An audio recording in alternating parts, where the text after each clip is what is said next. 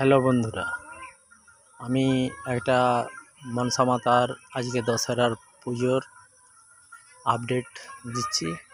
আপনারা দেখুন, এখানে সমস্ত আমাদের গ্রামের মহিলারা পুজো দিতে এসেছে। মা মনসার পুজো হচ্ছে, আপনারা দেখুন।